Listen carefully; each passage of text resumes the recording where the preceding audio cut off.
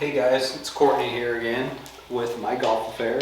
I've got a different setup today, as you can tell. Just in my garage, kind of threw this little simulator together. We've had some issues with COVID. It's been pretty difficult with the TrackMan facility, trying to do any content. So I decided I'd just kind of branch out on my own. This is in process. I just threw together some stuff I could round up from the local courses that are closed right now from the snow, but I'm really liking this Foresight GC2. It's super accurate. I had issues with TrackMan because you have such limited flight and it's a radar-based device, so it's hard to accurately measure spin rate and things. I just didn't feel like the data was super reliable, so I went with a camera-based system, and it's top notch. It's exactly what I see on the course, the same numbers, everything, so I'm really excited about that. Bear with me, the background is just my dirty garage for now, but I've got a cool video today. I wanted to branch off on the single length idea, and I wanted to test the wedges specifically. So I've got my Wishing Sterling single length wedges against conventional length wedges. These are the exact same loft, the same lie angle, the same shaft weight. They are different shafts, but at a wedge length, even 7-iron length, the club plays so stiff anyways, the shaft isn't going to make a huge difference, so I wouldn't be too concerned about that. But as you can see, I've got my Cleveland CBX2 wedges versus these. These are 37 inches long. These are 35 and a half. I think the 60 might be a quarter inch shorter than that, I'm not sure, but they're kind of the same type of wedge. As you can see, these are both kind of a cavity type wedge. Same with these CBX2s. So the head shape's, basically the similar design, trying to position weight around the outside. So I feel like this should be a pretty fair test to demonstrate some of the pros and cons of the single length wedge system. Like I said, I played these Sterling single lengths for 4 years, loved them. There are some things I didn't like about them, but as far as just getting around the course, they've been a blast to play with, super easy. But I do want to show you some of the data, and there's a lot of myths around there about single length, and there's also some concerns about single length that definitely do exist, but you don't see a lot of videos proving these different things. So I kind of wanted to do that. I wanted to be able to take the data from an accurate device and show you what the pros and cons are. So hopefully I can do that with this video. Hopefully the audio is good. I just set this up in my garage randomly.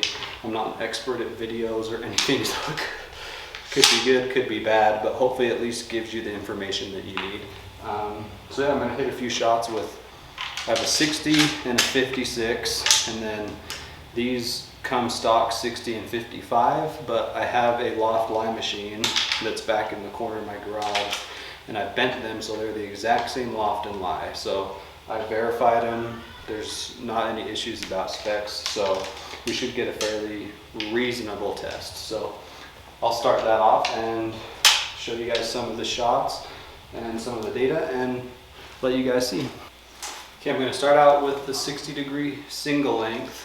One thing that you'll notice, obviously being longer, you're going to have to stand up a little bit taller, so it's going to put you in a more upwards position versus a wedge that's this much shorter. Obviously you're going to be down squatting, a little bit more bent over position.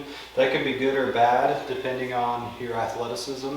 I noticed, like for me, I felt really comfortable up here, and I know a lot of older people could really benefit from that, because sometimes when you get stuck bending way over at an older age, you have back issues or whatever, it's hard to stay down like that. So with the single length, it just keeps you up in that more balanced, comfortable position. You can make a little bit better shots. I'm going to show you just a few clips of shots, but I'm going to hit a bunch. I'm going to hit like 20, 30 with each club, but I'm only going to show you a couple just so you don't have to waste all your time watching me swing. So I'll hit a few with this first and go from there.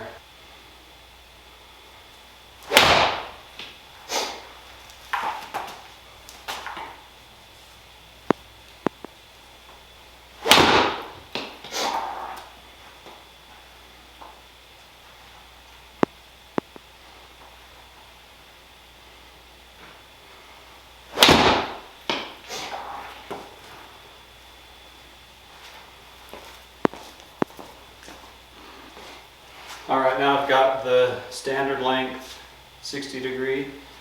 One thing you'll notice immediately is even though it's shorter, it's heavier. It's definitely heavier.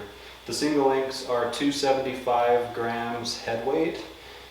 Conventional wedges are 300 to 310 depending on the make and model. So you have a lot more mass in the club head and it feels heavier. That's not a good or bad thing, that's just an observation. I do know that when I'm out on the course, when you're hitting a thick rough and stuff like that, having extra mass in the club head is a huge plus because the more mass, the more MOI. It's just makes the club more forgiving. So definitely a benefit of the shorter length. You can't really build the one length that heavy just because the swing length is going to be out of the charts. So unfortunately, you're kind of stuck with that lightweight. So the little finesse shots might be a little more difficult to dial in.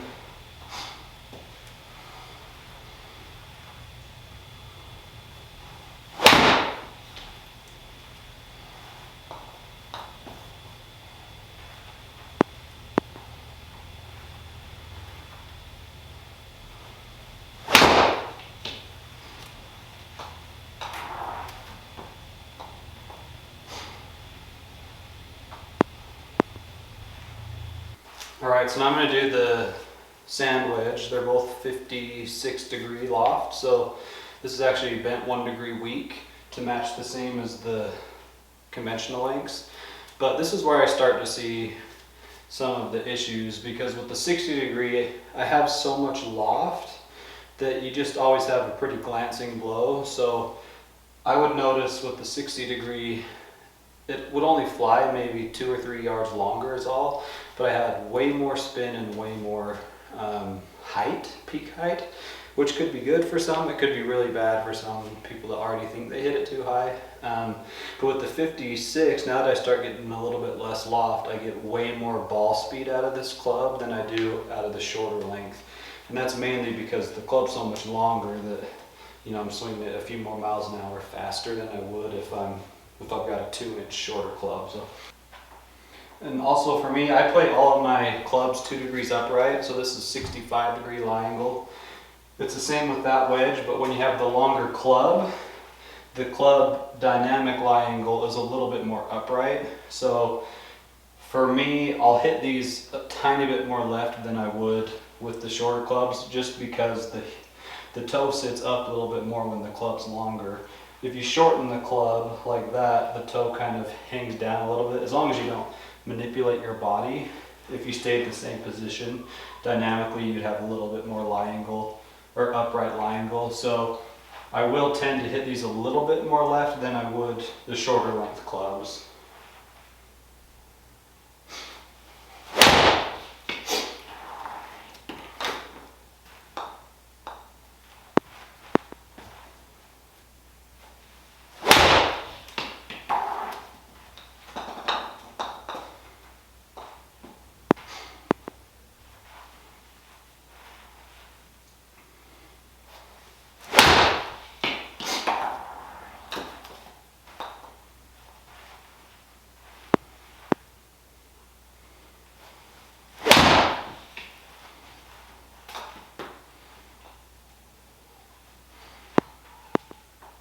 Okay, so what you're going to see in the data section here is exactly what you would expect to happen. Because you have a longer length club, you have more club head speed. That club head speed will translate into higher ball speed. So you've got almost 4 miles an hour faster ball speed, which with a 60 degree gives you way more height and way more spin.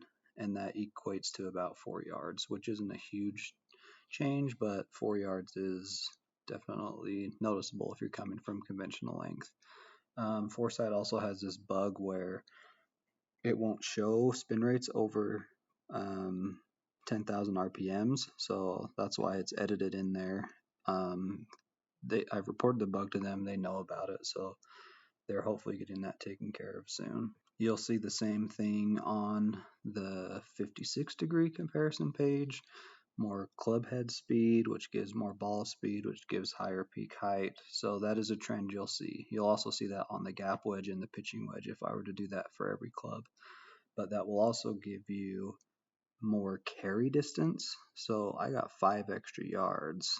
So this is where you can start seeing gapping issues. Now remember, the stock loft for this club is normally 55, so it's actually a degree weaker. So if I kept it at the stock loft, I'd probably be hitting it 116 to 118 carry distance. So now you're going to have big gapping issues, which you'll see in the next screen, which will show some of the gapping. So with the conventional length clubs, I have basically perfect gapping, the 12 yards, which is exactly what I want. And I'll see that trend all the way down to my 48-degree wedge. And then when we go over to the single length gapping, you're going to start to see them separate a little bit more. Now, once again, this is with the 56 and the 60 only being 4 degrees apart. I still get 13-yard gaps. If I had them at 5 degrees apart, like you're supposed to, I'm going to have 16 plus yard gaps. But you have to keep in mind that you've got 45, 50, 55, and 60 degree wedges. So if you bend your 55 a degree weak to 56, now you've got a 6-degree gap between your gap wedge and your sand wedge, so you're going to widen that gap. And so these are just harder to bridge close in this particular area. If you've got average to below average swing speed, the 5-degree gaps are going to be perfect for you. You're going to hit your 13 to 15 yard gaps between clubs, and you're going to have no problems. If you're a higher swing speed player or live at elevation like I do, you might start running into issues where you have 18 to 20 yard gaps between your wedges.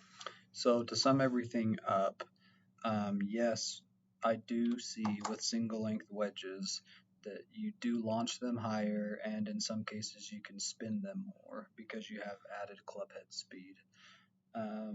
Like I said, for some people that are already hit their wedges really high, that could be a problem because you might want to fly them down on your stock swing instead of having to manipulate them lower. For me, even though I did see that they launched higher, I didn't have any issues in the wind or anything like that. I felt like I could still hit my numbers, so to me it wasn't that big of a deal. But for some people that do want to see their shots with wedges flighted down, that could be an issue you run into. Also, you will have issues with bigger gapping in that scoring range.